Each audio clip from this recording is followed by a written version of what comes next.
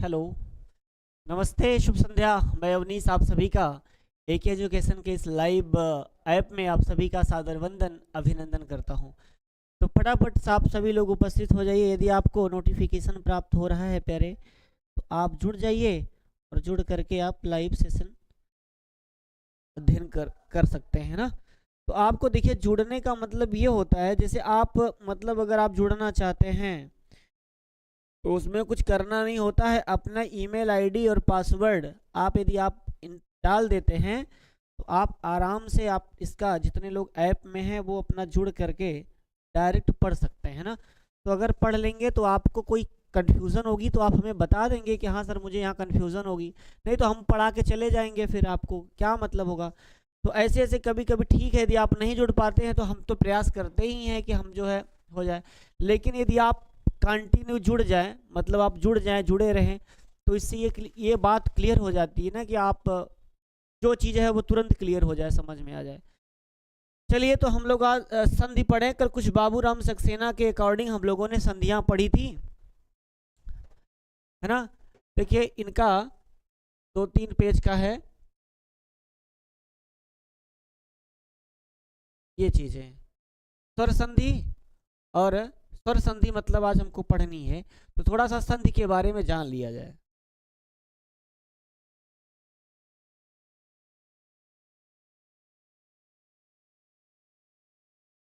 है ना। चलिए, थोड़ा संधि के बारे में देख लेते हैं।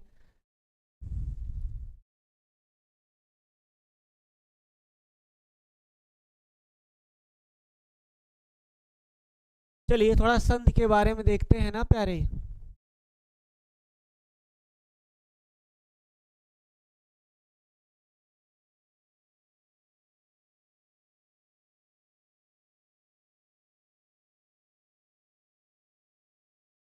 ठीक है, चलिए संधि के बारे में देखते हैं कैसे संधि शब्द बना है। तो आप यहां से एक एक चीज़ पॉइंटर बना के लिख सकते हैं। सम उपसर्ग पूर्वक धा धातु से की प्रत्यय लगा है, क्या बना है? संधि शब्द बन गया है। और यह संधि शब्द जो होता है ना, पुल्लिंग का होता है, यह पुल्लिंग का है। सम उपसर्ग है, धा धातु से की प्रत्यय लग करके क्या बना है प्यारे? संधि शब्द बना। जैसे संधि हुई, विधि हुई, प्रविधि हुई, ये सब में की प्रत्यय लगा हुआ है। ये शब्द सब जो है पुल्लिंग के हैं। निधि, विधि, प्रविधि, संधि, सब में की प्रत्यय लगा है और ये सब पुल्लिंग के हैं। पुल्लिंग के हैं, लेकिन लिखते हम लोग क्या है कि संधि, इसमें कौन सी संधि हुई है या कौन सी संधि होती है, ऐसा कहते हैं कि नहीं कहते हैं। हिंदी में जो होता है यहाँ पर संधि स्त्रीलिंग का होता है, जो, लेकिन वहां हम हिंदी में स्त्रीलिंग में प्रयोग होगा, मतलब हम कहते हैं कि संधि होती है। लेकिन यहाँ पर संस्कृत में हमारे संधि जो है पुल्लिंग में होता है, मतलब हम कहते हैं कि संधि, ऐसा कहना चाहिए कि इसमें कौन सा संधि होता है ऐसा, लेकिन हम लोग प्रयोग करते नहीं ना। हम लोग कहते हैं इसमें कौन सी संधि हुई है या कौन सी संधि होती है ऐसा। वर्णानाम परस्परम विकृतमत संधानम संधि।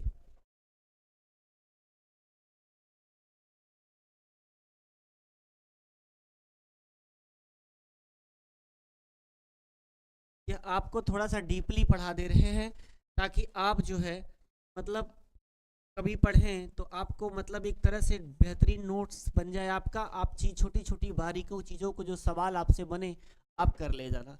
वर्णानाम परस्परम विकृतमत संधानम संधि, अर्थ क्या होता है इसका कि वर्णों का आपस में विकार सहित मिलना,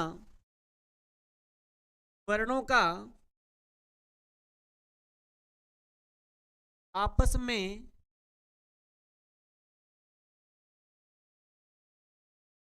विकार सहित मिलना,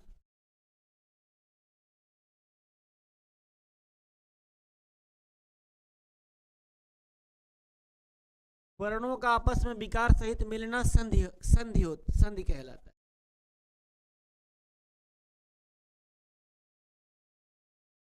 संधि कहलाता है लिखे हैं हम ना, क्योंकि पुल्लिंग का है इसलिए हमने ऐसा भाव लिख दिया। ये परिभाषा हो गई कि वर्णानाम परस्परम विकृत मत संधानम संधि, वर्णों का आपस में विकार सहित मिलना संधि कहलाता है। विकार का मतलब क्या होता है? परिवर्तन। वर्णों का आपस में परिवर्तन हो जाता है ना। तो अब विकार सहित परिवर्तन, जब कोई वर्ण आपस में दोनों वर्ण मिलते हैं तो उसमें क्या होता है? विकार होता है। विकार होकर के तब जैसे गण धन ईश गणेश, तो आ ई मिलकर के ए बना तो विकार हुआ कि नहीं हुआ? तब फाइनली विकार सहित मिलकर के गणेश बना है। वही बात ही लिखा गया, वर्णानाम परस्परम विकृतमत संधानम संधि। क्लियर हो गया? अब एक बात और आपको जानना है जरूरी, इस संधि के पहले क्या होना आवश्यक है। इतनी बात तो आपने देख लिया। अब इतनी बात आप एक और चीज देखिए, संहिता। आप इसको देखिए क्या, चलिए थोड़ा सा कलर चेंज कर लेता हूं, दूसरा कलर। संहिता,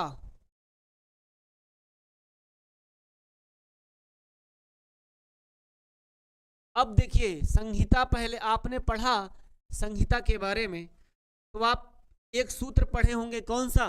संहिता संधि के लिए अनिवार्य है। संधि के लिए अनिवार्य है,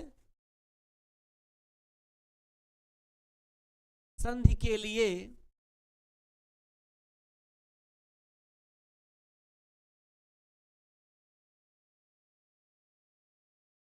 अनिवार्य है, संधि के लिए अनिवार्य है संहिता का होना।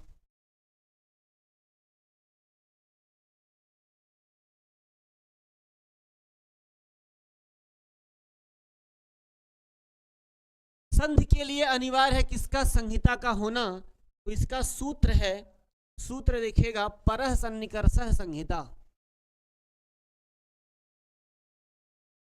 सूत्र क्या है? परः सन्निकर्षः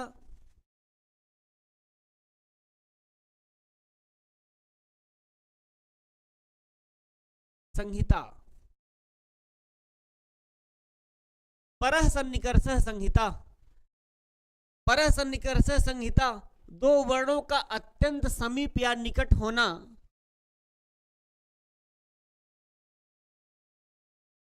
दो वर्णों का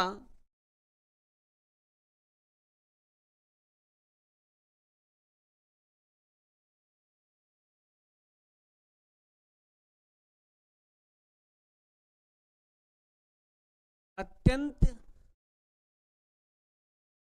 समीप या निकट होना संहिता है। ठीक हो गया? दो वर्णों का अत्यंत समीप या निकट होना संहिता कहलाता है। अभी आपने संधि पढ़ लिया, संधि की परिभाषा पढ़ ली। संधि कहते किसे हैं?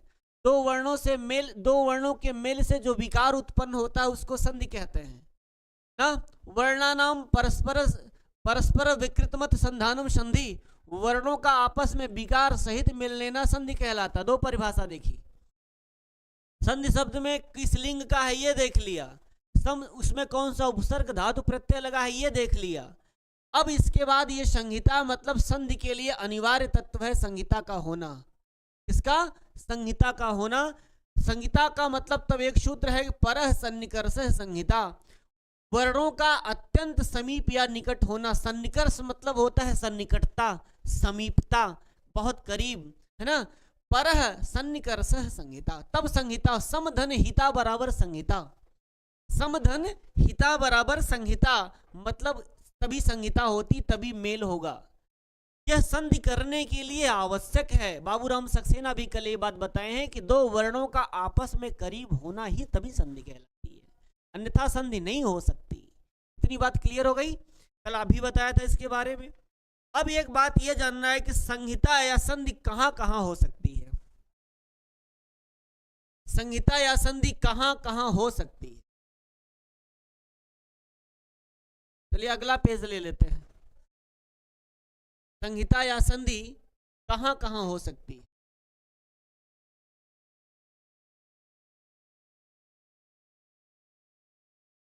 संहिता या संधि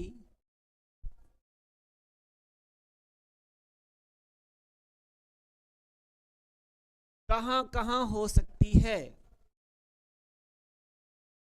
या होगी, ऐसा लिख लीजिए। संहिता या संधि कहां कहां होगी भाई, ये सवाल खूब पूछा जाता है। अब तो आपको ये देखना होगा कि कहां कहां होती है संहिता या संधि, कहां कहां होती है। तो पहला इन्होंने कहा इन्होंने कि संहिता एक पद में हो सकती है।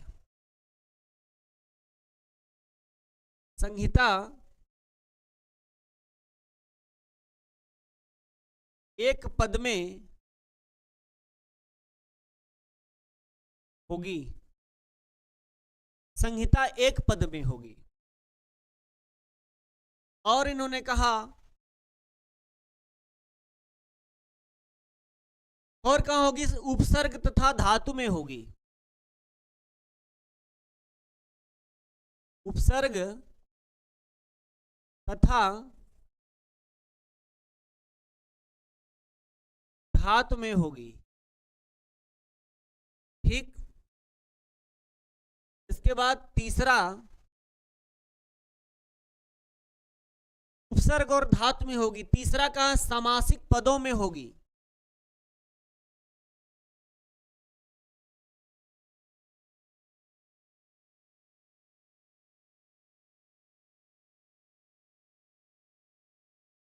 सामासिक पदों में होगी, है ना। और एक आपका चौथा,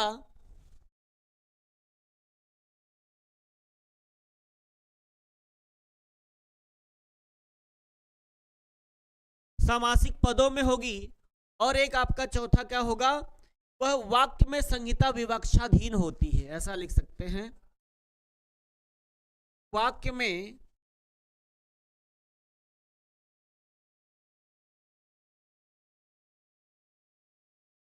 संहिता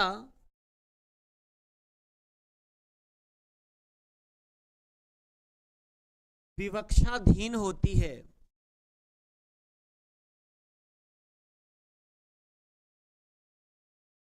अर्थात वक्ता के ऊपर निर्भर करता है।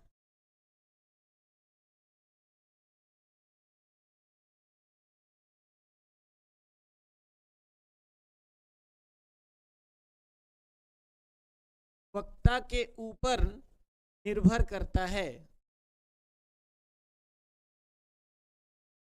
ना।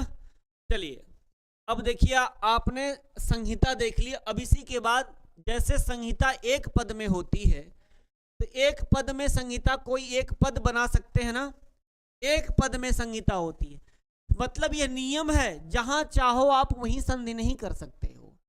कुछ संधि के नियम होते हैं, तब हम संधि में प्रवेश करते हैं। यहां से सवाल बनता है कि संहिता कहां कहां हो सकती है, संधि में संहिता कितना आवश्यक है, या फिर संहिता या संधि कहां कहां होगी। तो संहिता एक पद में हो सकती है, उपसर्ग तथा धातु में संधि हो सकती है, या समासिक पदों में संधि हो सकती है।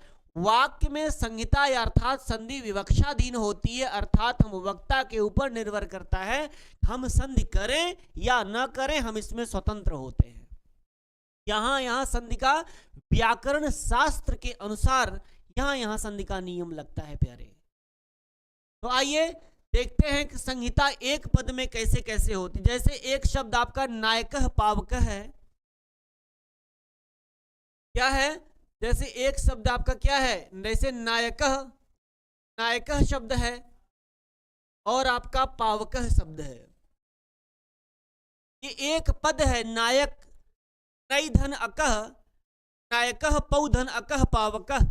आप बना लेते हो ना, ये आप बना सकते हैं, ऐसे तोड़ के भी बना लीजिए। नई धन अकह, तो आई को आय आदेश हो जाएगा, बराबर क्या हो जाएगा, नायकः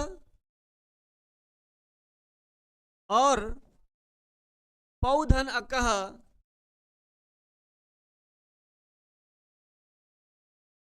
पावकः। नायकः और पावकः ये संधि आपकी कौन सी हो गई? एक पद वाली हो गई, एक पद में संहिता आपकी हो गई। नायकः पावकः भवनम इत्यादि आप बना सकते हो। अभी बाबूराम सक्सेना को भी आपको दिखाएंगे कि वो कहां कहां क्या करते हैं। इसके बाद कहा उपसर्ग तथा धातु में, तो उपसर्ग तथा धातु में संहिता देख लीजिए कहां कहां हो सकती है ना। उपसर्ग तथा धातु में जैसे इन्होंने कहा निधन अवशत, निधन अवसत क्या बनेगा? नेवशत बन जाएगा, अवशत बन जाएगा। ये उपसर्ग तथा नी क्या है? उपसर्ग है। अवशत क्या है? धातु है। नेवशत में भी बन जाएगा। इसी तरह से आपका प्रधन रिक्षति, प्रार्छति भी बना सकते हैं आप। प्रधन रिक्षति बराबर प्रार्छति,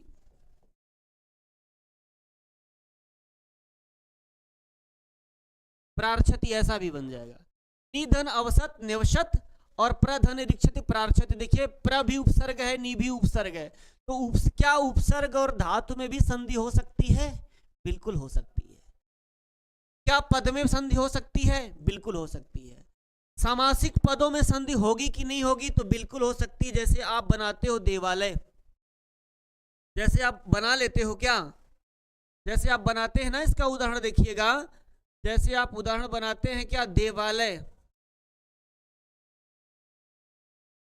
तो देवालय में समास भी हुआ है। क्या हुआ है? देवस्यालयः,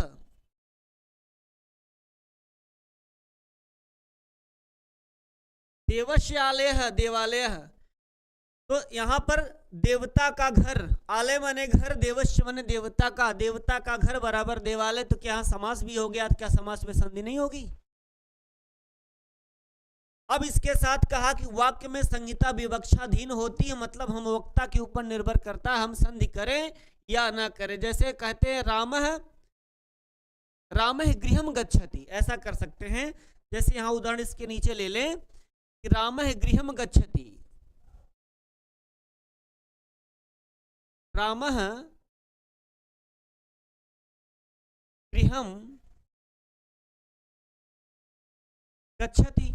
अब ये एक वाक्य है, राम घर जाता है, लिखा है वाक्य में संहिता विवक्षाधीन, मतलब अपनी इच्छा के अधीन बराबर विवक्षाधीन। तो रामे गृहम गच्छत एक वाक्य हो गया। अब यहाँ संधि चाहे तो करें या संधि चाहे तो ना करें, हमारी इच्छा के ऊपर निर्भर करता है।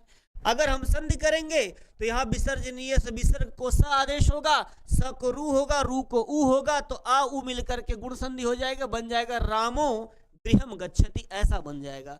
अगर आप संधि करेंगे तो ऐसा बन जाएगा रामो गृह गच्छति, रामो गृहम गच्छति।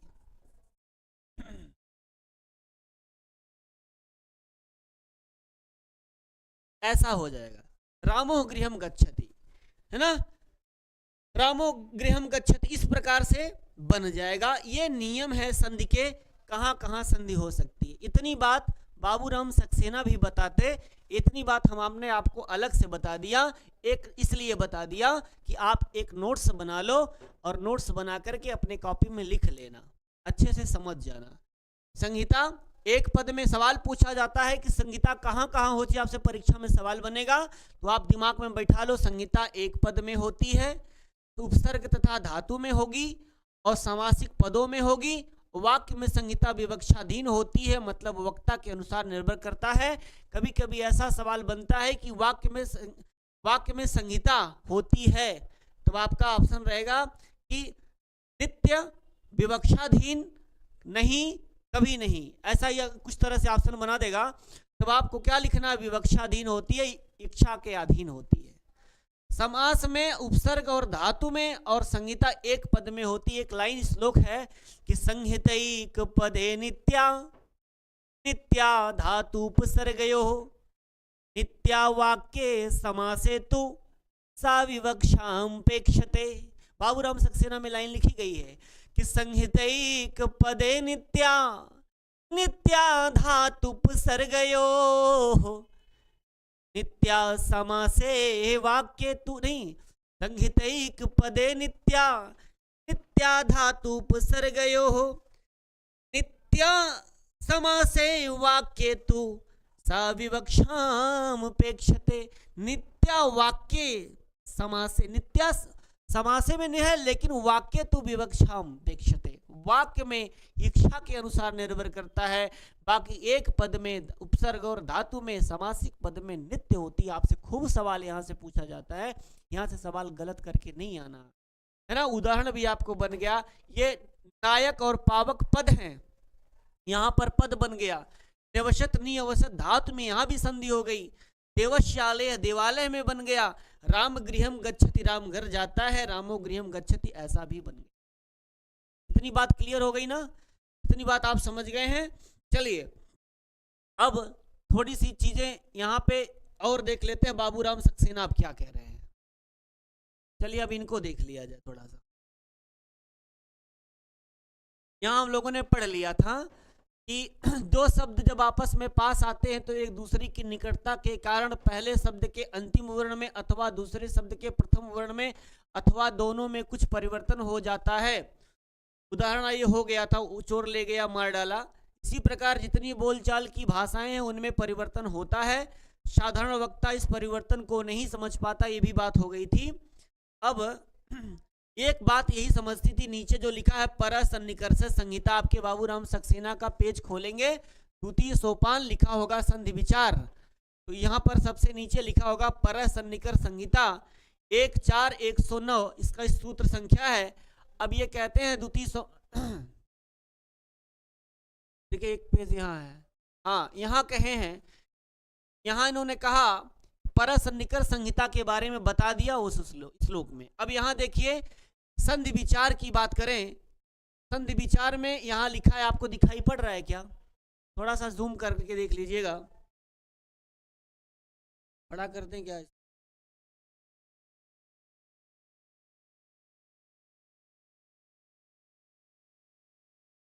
बड़ा नहीं,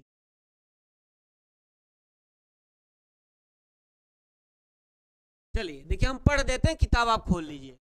लिखा है संधि विचार के बारे में, है ना। तो लिखा है एक पद के भिन्न भिन्न अवयवों में, एक पद के भिन्न भिन्न अवयवों में धातु और उपसर्ग के बीच और समास में संधि अवश्य होनी चाहिए। वही बात है जो हमने आपको बता दिया। एक पद में धातु और उपसर्ग के बीच में और समास में संधि अवश्य होनी चाहिए, क्योंकि वहां संहिता ऐच्छिक नहीं हो सकती, मतलब इच्छा के अनुसार निर्भर नहीं कर सकती, नित्य संधि होती है, ऐसा कहते हैं।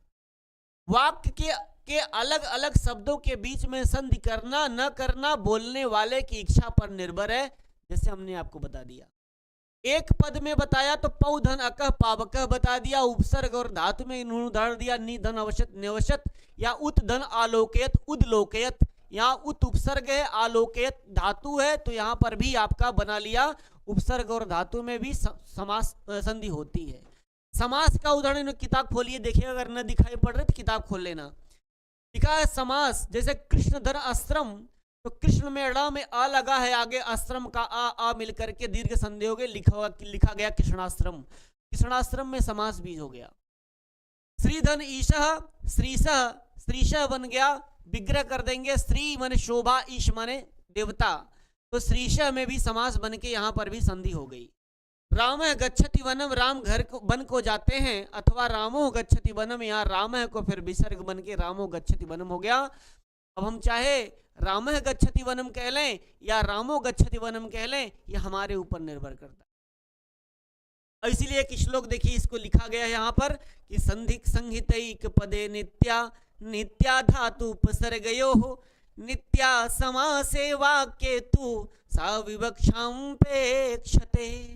वाक्य में जो विवक्षा दी गई है इसको भी अच्छी शैली के लेखक उचित नहीं समझते और विकल्प के रहते हुए संधि करते ही हैं।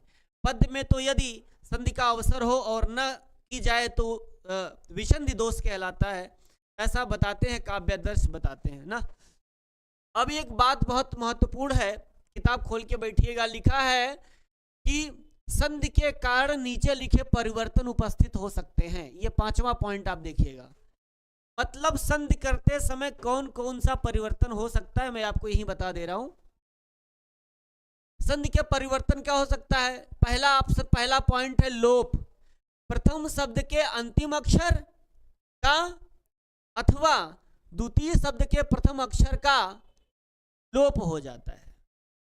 मतलब संधि में लोप हो जाता है, चाहे पहले अक्षर का प्रथम अक्षर, चाहे पहले प्रथम शब्द के अंतिम अक्षर का हो जाए, जैसे आपका, या फिर द्वितीय शब्द का पहला अक्षर हो जाए। तो उदाहरण बताया राम धन आयाति, इन्होंने उदाहरण बताया राम धन आयाति, राम धन आयाति उदाहरण दिया। अब इन्होंने कहा राम धन आयाति, तो किसी का ऐसा बताया कि लोप हो जाए, तो राम आयाति। अब इसको यहां विसर्ग का लोप हो गया, केवल कह दिया राम आयाति, ऐसा कह दिया राम आयाति। मतलब एक यहां विसर्ग का क्या हो गया? लोप हो गया। मतलब संधि में लोप भी हो सकता है। जैसे दोषः धन अस्ति, एक दूसरा उदाहरण बताया इन्होंने कि दोषः धन अस्ति, ये नियम है संधि के। दोषः धन अस्ति तो क्या मिलकर बन जाएगा? दोषोस्ति बन जाएगा। दोषोस्ति, अवग्रह वाला बीच में आ लग जाएगा, दोषोस्ति बन जाएगा, है ना। ये विसर्ग गायब हो जाएगा, चला जाएगा। मतलब लोप हो सकती है। दूसरा बताया कि दोनों के स्थान में कोई नया वर्ण अथवा दो में से किसी एक के स्थान पर नया वर्ण आ जाता है।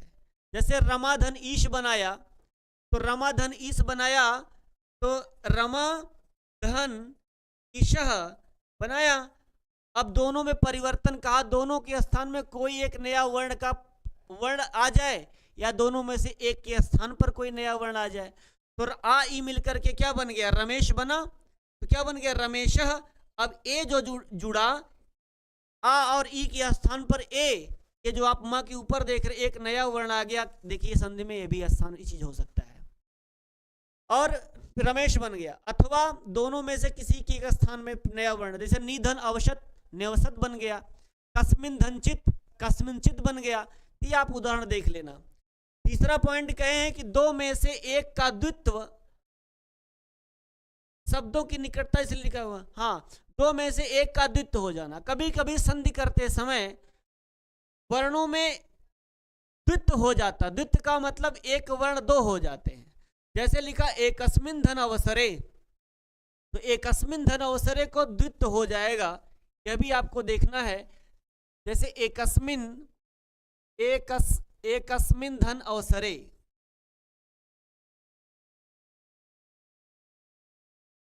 एकस्मिन धन अवसरे बना, ऐसा इन्होंने लिखा है एकस्मिन धन अवसरे। अब एकस्मिन अवसरे ऐसा करके आप बना देंगे, तो एकस्मिन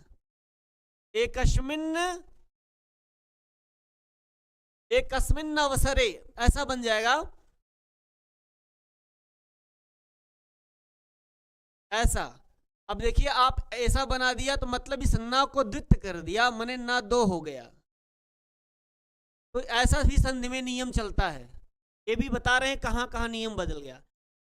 आगे लिखे हैं, जहां प्रथम शब्द का अंतिम वर्ण तथा द्वितीय का प्रथम वर्ण दोनों स्वर हो जाए। अब यहां बात दूसरी की आ गई है। चलिए आगे और देखें क्या लिखा है इसमें।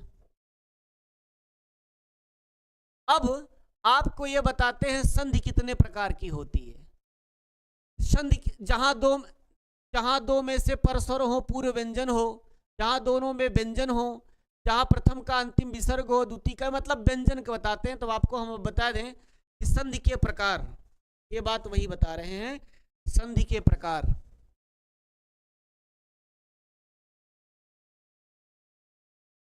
संधि के प्रकार बता रहे हैं।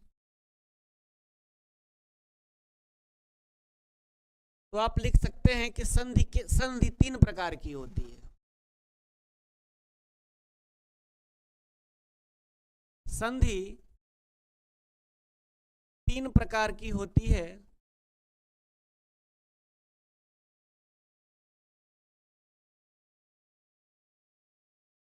ठीक है। पहली जो संधि होती है स्वर संधि होती है।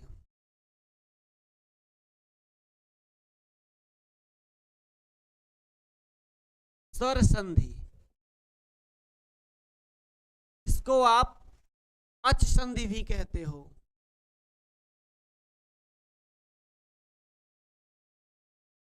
जिसको आप अच संधि भी कहते हो, स्वर संधि जिसको आप अच संधि कहते हो। अब ये क्या है परिभाषा, तो फटाक से यही आप देख लीजिए, है ना, यही आप देख लीजिए। स्वर संधि, स्वर के बाद अगर स्वर आए तो बराबर स्वर संधि, सीधी सी परिभाषा है। अब इसी को बड़ा लिखना है तो बड़ा आप लिख सकते हो, जब स्वर के बाद समान स्वर आए तो दोनों स्वरों के वर्णों में विकार जो हो जाए उसको स्वर संधि कहते हैं। यही बात आप लिख सकते हो, ठीक है। स्वर के बाद स्वर आए तो स्वर संधि कहलाए। स्वर संधि मतलब सीधे सीधे स्वर में स्वर ही रहेगा, स्वर के बाद व्यंजन नहीं आएगा, तभी तो स्वर संधि कहलाएगी। अब स्वर के बाद कोई स्वर आ जाए तब उसमें जो परिवर्तन हो जाए वो क्या कहलाता है, स्वर संधि कहलाता है ना। दो स्वरों के निकट आने से परिवर्तन जो होता है उसे स्वर संधि कहते हैं। आप ऐसा लिख सकते हैं, दो स्वरों के निकट आने से, लिख लीजिए, दो स्वरों के निकट आने से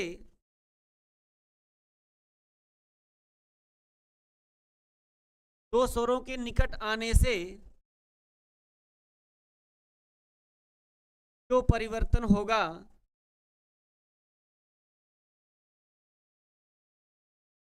या विकार होगा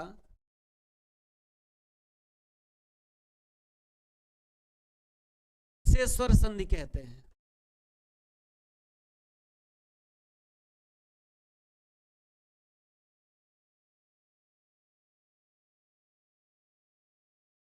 इतने मेहनत से आपको पढ़ाया जा रहा है, आप अगर इसका फायदा उठा लेंगे ना तो बहुत मजा करेंगे आप, क्योंकि एक एक चीजें व्याकरण की पढ़ाई जाती है। स्वर संधि आपका हो गया, है ना। जैसे आप कविंद्र, नरेश इत्यादि बना सकते हैं, जैसे आप यहीं लिख सकते हैं कविधन इंद्र,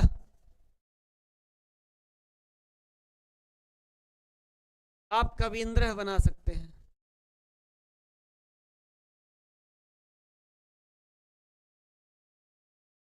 अब देखिए यहां पर ई आया, स्वर का आया, माने दो स्वरों के मेल से विकार परिवर्तन हुआ। विकार क्या होगा, एक ही डबल ई आ गई, तो यही विकार है, और विकार का मतलब ही परिवर्तन हो गया, ये आपकी स्वर संधि कहलाई। इसी तरह से गणेश है, गण धन ईशः कर लेंगे, गण है, गण धन ईशः कर लेंगे। ये आपको समझने के लिए तो क्या बन जाएगा, अड़ा में आ है, आगे दो स्वर आए हैं और दोनों स्वर में परिवर्तन हो गया तो गणेश बन गया। एक तीसरा वर्ण आ गया, मतलब संधि में किसी तीसरे वर्ण के आ जाना भी आपकी संधि कहलाती है। यह भी बात हो गई। अब अगला पॉइंट आप देख लीजिए, लिख सकते हैं दूसरा, व्यंजन संधि।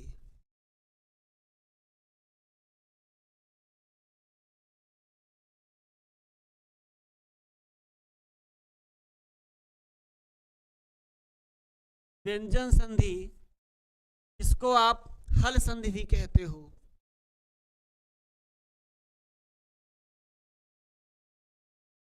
इसको आप हल संधि कहते हो। ये क्या कहते हैं, हल संधि क्या है, देखिए अब यहां परिभाषा ये हो जाएगी कि व्यंजन के बाद,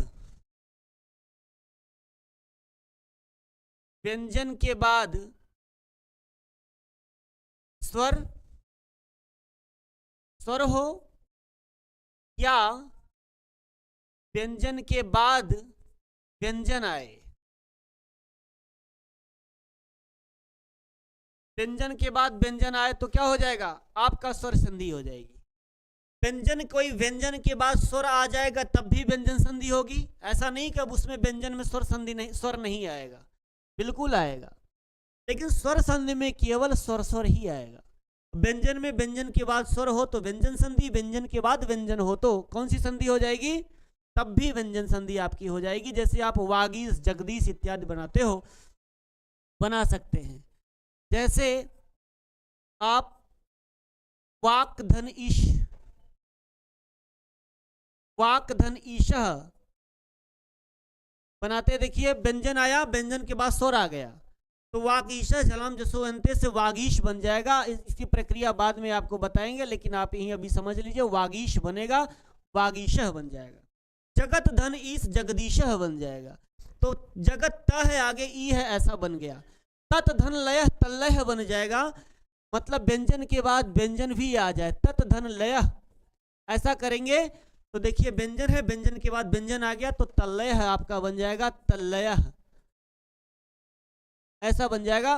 मतलब ये आपको अब परिभाषा लिखना चाहें तो लिख सकते हैं, व्यंजन के बाद स्वर या व्यंजन के बाद व्यंजन आने पर जब वर्णों में विकार परिवर्तन होता है तो उसको स्वर व्यंजन संधि कहते हैं। इतनी बड़ी परिभाषा आप लिख सकते हैं, तो इतना लिखने की आवश्यकता नहीं, समझने की आवश्यकता, इतने आप समझदार हो गए हो, आप इस बात को आप समझ सकते हो। अब एक और बचा है, इसको देख लीजिए, कौन सा, विसर्ग संधि। तीसरा पॉइंट आप देख लीजिए, विसर्ग संधि।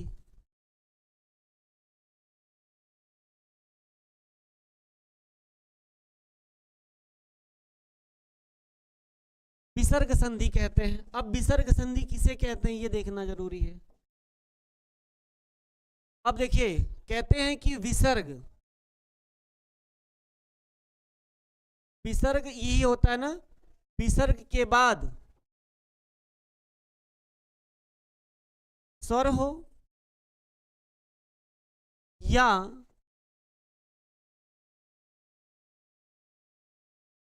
विसर्ग के बाद व्यंजन हो तो विसर्ग संधि कहलाती है। विसर्ग के बाद कोई स्वर हो, विसर्ग के बाद व्यंजन हो, विसर्ग के बाद विसर्ग नहीं आता, विसर्ग के बाद विसर्ग नहीं आता, क्योंकि कोई वर्ण विसर्ग के पहले नहीं लगता, किसी शब्द के बाद ही विसर्ग लगता है। आपको पहले बता चुके हैं, विसर्ग पराश्रित होता है, दूसरों के आश्रित होता है, तो इसके पहले विसर्ग नहीं आ सकता। जैसे हम कोई शब्द के पहले उल्टा पीछे लाएंगे, पीठ के पीछे विसर्ग लगाएंगे क्या, नहीं लगाएंगे ना, तो इसलिए कभी विसर्ग के बाद विसर्ग नहीं आता। इसीलिए परिभाषा में विसर्ग के बाद विसर्ग आया ऐसा कहीं नहीं लिखा जाता। तो विसर्ग के बाद स्वर हो या विसर्ग के बाद व्यंजन हो तो कौन सी संधि हो जाएगी, आपकी विसर्ग संधि हो जाएगी। यही होता है, लिखा जाता है परिभाषा में कि जब विसर्ग के बाद कोई स्वर या व्यंजन वर्ण आए तो विसर्ग के स्थान पर जो विकार परिवर्तन होगा वह विसर्ग संधि कही जाए, है ना। जैसे नमः धन करोति, उदाहरण आप देख सकते हैं,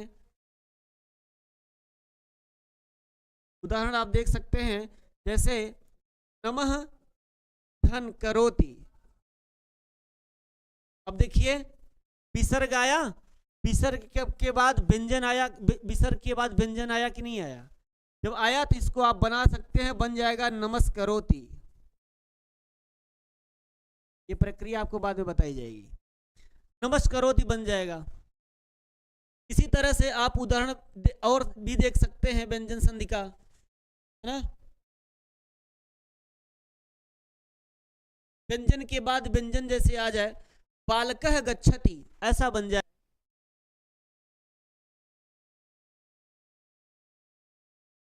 बालकः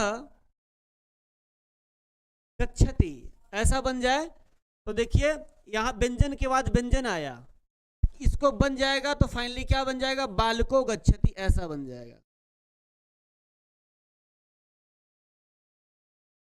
ऐसा आप बना सकते हैं। बहुत सारे उदाहरण आप मिलेंगे जब आप पढ़ोगे, तो मैं तो बस आपको इतना बता रहा हूँ, परिभाषा बता रहा हूँ कि ऐसे बन जाएगा, विसर्ग के बाद विसर्ग आएगा। अब आप बड़ा सा परिभाषा लिखना चाहें तो आप लिख सकते हैं। इतनी सी बातें हैं विसर्ग संधि के प्रकार में। तो बाबूराम सक्सेना देखिए यही बात बोले थे, है ना, कि जहां यहां से बोले हैं,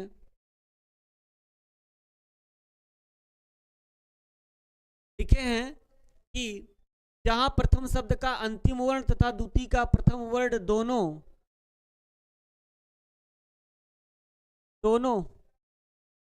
और जहां में से दो पर स्वर हो, पूर्व व्यंजन हो, जहां दोनों व्यंजन हो, जहां प्रथम का अंतिम विसर्ग और द्वितीय का प्रथम स्वर अथवा व्यंजन हो, द्वितीय के आरंभ में विसर्ग नहीं आ सकता क्योंकि विसर्ग से किसी शब्द का प्रारंभ नहीं होता। अब ऐसे यहाँ लिख देते हैं तो आपने थोड़ा सा सोचा कि लाओ आपको फाइनली अलग अलग लिख दूं ताकि आप अच्छे से समझ जाओ, है ना। अब इनमें पहले को स्वर संधि और दूसरे को व्यंजन संधि और तीसरे को विसर्ग संधि ऐसा नियम बता दिए। ऊपर पॉइंट लिख दिया और नीचे को ऐसे बता दिए, पहले को स्वर संधि, दूसरे को व्यंजन संधि, तीसरे को विसर्ग संधि। अब बाबूराम सक्सेना जो पहली बार पढ़ेगा ना वो पढ़ भी नहीं पाएगा, तो पहली बार पढ़ेगा उसको समझने में बड़ी कठिनाई होगी। इसलिए आपको पढ़ना आवश्यक हो जाता है इस प्रकार से पढ़ाई करने में। जहां दो में से परस्वर हो, पूर्व व्यंजन हो, परस्वर हो दूसरा व्यंजन हो, तो क्या होगा भाई, तब दूसरा कहे कि तब यह पहले को स्वर संधि और दूसरे को व्यंजन संधि, पहले और दूसरे, और तीसरे को व्यंजन संधि बताया। जहां दोनों व्यंजन हो तब भी परिभाषा बताया। चौथा बता दिया जहां प्रथम का अंतिम विसर्ग हो और द्वितीय का प्रथम स्वर या व्यंजन हो तो आपका यह परिभाषा विसर्ग संधि में है ना। अब आपको फाइनली यहां से पढ़ना है क्या, स्वर संधि पढ़नी है। पहला आज का संधि का आपका स्टार्टिंग हो जाएगी स्वर संधि। कहते हैं यदि साधारण ह्रस्व अथवा दीर्घ अ इ उ री स्वर के, अब देखिए जो ये परिभाषा बताए हैं बहुत सरल बताए हैं, किताब खोल के बैठ जाइएगा स्वर संधि में तो लिखे हैं 6वें पॉइंट पे कि यदि साधारण ह्रस्व, साधारण मतलब सादा, साधारण का मतलब क्या है, सादा मतलब छोटा, ह्रस्व अ इ उ री ऐसे, यदि ह्रस्व अथवा दीर्घ दोनों बात बोले अ इ उ री या आ इ उ री ऐसा स्वर के अनंतर माने तुरंत बाद में, सवर्ण मतलब समान, ह्रस्व माने छोटा अथवा बड़ा स्वर आए तो दोनों के स्थान पर सवर्ण दीर्घ आदेश हो जाता है, सवर्ण दीर्घ स्वर हो जाता है, उसको हम दीर्घ संधि कहते हैं। नीचे सूत्र लिखा अकह सवर्णे दीर्घ, क्या लिखा है, अकह सवर्णे दीर्घ। अब यही आप थोड़ा सा यही समझ लीजिए, यही समझ लेंगे बगल में तो मजा आ जाएगा। ऐसे अब साथ में हम ऐसे लेकर के चलेंगे। सूत्र यहाँ आपने लिखा, आप स्वर संधि पढ़ना शुरू कर दिए हो, पहला आपने पढ़ना शुरू कर दिया कौन सा, स्वर संधि। हम आपको आज स्वर संधि में प्रवेश करा दिए। आप हमसे कहते थे ना बाबूराम पढ़ा दो सर, बाबूराम पढ़ा दो। देखिए बाबूराम रोज चलेगा, बोर ना होना, बोर होना तो बताना, स्वर संधि आपका चलेगा।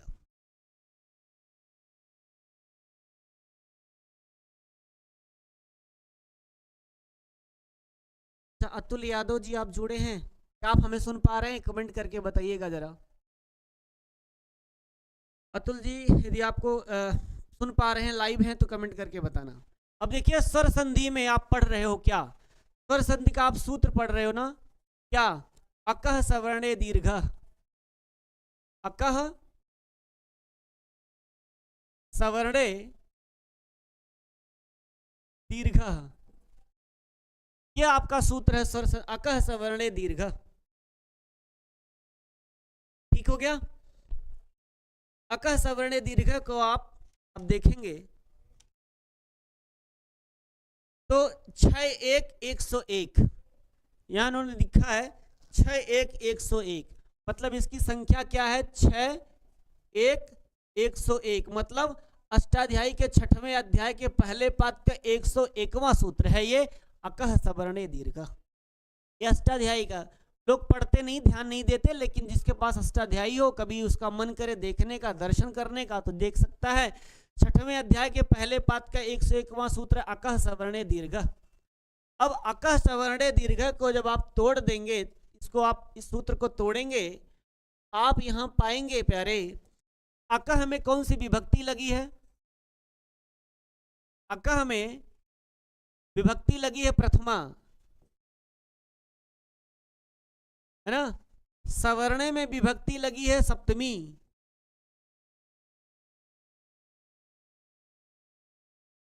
और दीर्घ में विभक्ति लगी है आपकी प्रथमा। 3 पद मिलकर बना है।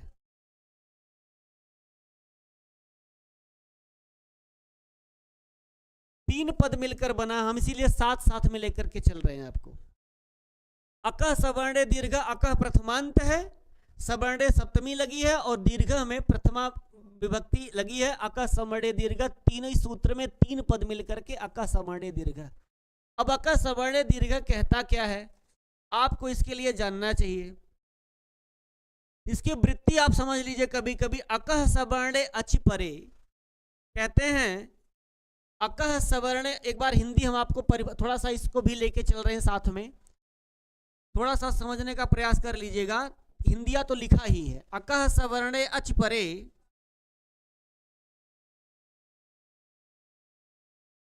अकह सवर्णे अच परे पूर्व पर्यो दीर्घ एकादेश स्यात्।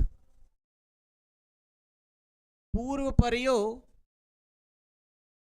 दीर्घ एकादेश स्यात्।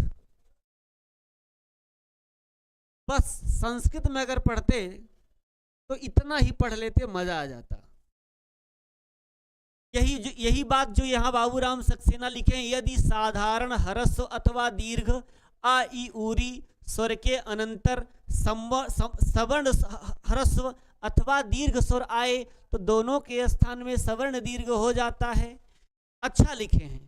तो यहाँ पर वृत्तिकार लिखते हैं कि सवर्ण, इसीलिए हम कभी कभी लघु सिद्धांत कौमुदी को साथ में लेकर पढ़ाते हैं, ताकि आपका एलटी का जब पेपर आप दो तो आपको मजा आ जाए। एलटी का पेपर वैकेंसी आ जाएगी तो आपको ये काम करेगा, सवर्ण अच परे पूर्व पर्यो दीर्घ एकादेश स्यात्। आपसे कह देगा कि सवर्ण अच परे पूर्व पर्यो कह स्यात्, तब दीर्घ स्यात् यदि पढ़े रहोगे तब नहीं याद आएगा। सवर्ण अच परे, सवर्ण माने समान, अच माने स्वर के, परे माने बाद में होने पर पूर्व पर्यो का अधिकार चलता है, तो दीर्घ एकादेश एक दीर्घ वर्ण आ जाए। अब अकह शब्द है, अकह में कौन सी विभक्ति आती है? अकह, अक क्या है? अक एक प्रत्याहार है। अब अक प्रत्याहार में कौन कौन वर्ण आएगा? अकह सवर्णे दीर्घ तो लिखा है। अब अक प्रत्याहार में अयुड़ रिलिख, तो आपका क्या क्या आ जाए? अ ई उ री रील री, अ ई उ रील री, 1 2 3 4 5, अ ई उ रील री, यही 5 आएंगे। इसीलिए कहा अक, इसीलिए कहा अक। जब आप मास्टर बन जाना तो ऐसे पढ़ा देना। अक, अक का मतलब अ ई उ रील री। यहां बाबूराम सक्सेना लिखे हैं अ ई उ री, है ना। इसके बाद स्वर के अनंतर अक के बाद लिखा सवर्णे माने समान। समान मतलब फिर यही अ ई उ रील री, लेकिन चाहे ये छोटा आए चाहे बड़ा आए, चाहे आ ई उ री का तो कोई बड़ा होता ही नहीं, इसलिए इसके बाद चाहे ह्रस्व आए चाहे बड़ा आए चाहे दोनों आए, कुछ भी आ जाए, लेकिन यही आना चाहिए, समान आना चाहिए। इसीलिए लिखा सवर्णे। सवर्ण माने समान वर्ण आना चाहिए, इसके बाद तुरंत वाला यही वर्ण आना चाहिए। तब क्या होगा? दोनों के स्थान पर, दोनों वर्णों के स्थान पर एक वर्ण दीर्घ आदेश होगा। यही बाबूराम सक्सेना ने कहा, यदि साधारण ह्रस्व अथवा दीर्घ अयुरीली स्वर के अनंतर माने तुरंत बाद में सवर्ण ह्रस्व अथवा दीर्घ स्वर आए तो दोनों के स्थान पर सवर्ण दीर्घ स्वर हो जाता है। उदाहरण बताया इन्होंने, उदाहरण दिया दैत्य धन अरिह दैत्यारिह। अब उदाहरण आप देख लीजिए किताब में, आप जान जाओगे। आपको थोड़ा उदाहरण मैं तोड़ के बता दूं फटाफट, तो उसको देख लीजिए, एक संधि समाप्त कर देंगे आपका। उदाहरण आपका देखिए क्या लिखा है, किताब खोल के देख लीजिए। दैत्य धन अरिह, दैत्य धन अरिह, ऐसा बना है। अब यहां तोड़ के देखिए तो मजा आ जाएगा। दैत्य में से तोड़ लीजिए, आगे निकाल लीजिए अ, और आगे निकाल लीजिए आप अरिह, अरिह निकाल लीजिए। अब देखिए ये आ के बाद ये मिला है कि नहीं? आ के बाद आ आया, क्या अक सवर्णे दीर्घ नियम काम कर रहा है कि नहीं काम कर रहा है? दैत्य अरिह में आपसे कोई संधि पूछे विग्रह करने के लिए, तो आप करोगे दैत्य धन अरिह, तो दैत्य को या में से तोड़ लो, आ निकाल लो, क्योंकि प्रत्येक व्यंजन में स्वर समाहित होता है, इतनी आप बात जानते हैं। तो यहां से अ निकलेगा, आगे अरि का आ होगा। देखिए अ के बाद आ आया, समान आया कि नहीं? सवर्णे हुआ कि नहीं, अकह सवर्णे, और अकह में आ आता ही है, और सवर्णे माने समान आया, तो इसके बाद छोटा के बाद छोटा आ गया, चाहे बड़ा के बाद बड़ा आया, चाहे इधर बड़ा हो, चाहे इधर छोटा हो, चाहे इधर छोटा हो, चाहे इधर बड़ा, उससे मतलब नहीं है, समान स्वर होना चाहिए, स्वर होना चाहिए इसी के समान का। अब जब हो गया तो क्या हो गया, यहां तुरंत नियम काम कर गया, कौन सा, तब इसी के स्थान पर एक आदेश होगा, एकादेश है, इसीलिए कहा वृत्ति में एकादेश स्यात्, एक ही आदेश होगा। कौन सा आदेश होगा, दीर्घ आदेश होगा। तो दीर्घ आदेश होगा तो क्या बन जाएगा, दै, और ये वाला आ के स्थान पर आ मिल करके बड़ा आ हो जाएगा। अब आपको यहां बन जाएगा दैत्या रिही, दैत्यारी माने दैत्यों के अरि बने शत्रु, ये बन के तैयार हो गया। दैत्यारी में कौन सी संधि होगी, तो दीर्घ संधि होगी। कौन सा सूत्र लगा, अकह सवर्णे दीर्घ सूत्र लगा, बन गया आपका क्या, दैत्यारी बन गया। हो गया। इसी तरह से और बहुत सारे उदाहरण इन्होंने दिया है, तो उदाहरण बाबूराम सक्सेना को खोलिए और आप देखिए। दूसरा उदाहरण इन्होंने दिया है कि तव धन आकार, ये पहला उदाहरण दिया इन्होंने, अब दूसरा उदाहरण इन्होंने दिया तव धन आकार। अब तो आप समझ गए होंगे ना, लिखा है तव धन आकार। अब देखिए तव धन आकार, अब आप तोड़ोगे इसको, तव में से क्या निकालोगे, अ निकालोगे, आगे क्या निकालोगे, आकार निकालोगे। अब देखिए आ के बाद आ आया है, अभी यहां क्या आया था, छोटा आ के बाद छोटा आ आकर के बड़ा हो गया। अब यहां छोटा आ के बाद बड़ा आया है, उससे मतलब नहीं है, आ सकता है, चाहे इधर बड़ा होगा, चाहे इधर होगा, चाहे ई होगा, चाहे वो कुछ भी होगा। तब क्या बन जाएगा, आ के बाद आ आया तो एक दीर्घ आदेश होगा, मतलब दीर्घ वर्ण आएगा, तो दीर्घ वर्ण क्या होगा, आ, तो क्या बन जाएगा फाइनली तवाकारः, तवाकारः, ये आपका ये बन के कंप्लीट हो जाएगा। दूसरा, तीसरा आप उदाहरण देखें, ऐसे ऐसे उदाहरण आप देख करके आप खुद लगा लेना, एक संधि काम कर जाएगी आपका, मतलब एक संधि आप पढ़ लोगे। इन्होंने अब आकार वाला छोड़ दीजिए, जैसे यदा धन अभवत, यदा भवत बना लिया, यदा में द में आ लगा है, आगे अ बना है, यदा भवत बन गया। उसी तरह से विद्याधन आतुरः लिखा है, तो विद्या में आ है, आतुर का आ है, आ मिल करके बड़ा हो गया, विद्यातुरः बन गया। अगला उदाहरण ई का दिया, इति धन इव, कहा इति धन इव। अब देखिए यहां इति धन इव को यदि आप तोड़ते हैं तो इत से आप छोटी ई निकाल लेंगे, आगे क्या लिखा है, यू लगा है। अब इसके बाद ई और ई के स्थान पर मिल करके कौन सी ई हो जाएगी, बड़ी ई हो जाएगी ना। जब बड़ी ई हो जाएगी तो चाहे देखिए स्वर ए भी आया, छोटी ई के बाद छोटी ई आ गया, तो क्या मिल जाएगा, फाइनली क्या बनेगा, इतीव बन जाएगा, इतीव बन जाएगा। इसी तरह से आप पढ़ते चलेंगे तो कुछ हो जाएगा। अब यहां से आज हम आपने शुरू कर दिया है संधि, तो स्वर संधि आपको कल इसी के बाद से कुछ उदाहरण और बताएंगे, क्योंकि इसके बाद तुरंत कक्षा लगी हुई है, तो कक्षा चलेगी। और क्योंकि समय इतना एक ही घंटा मिलता है पढ़ाने को, तो अब व्याकरण में हम लोग संधि में प्रवेश कर चुके हैं। इतने बढ़िया से हम लोगों ने समझा, संज्ञा प्रकरण से लेकर के संधि लेकर के सारी बातें समझी। अब फाइनली यहाँ हो गया, मतलब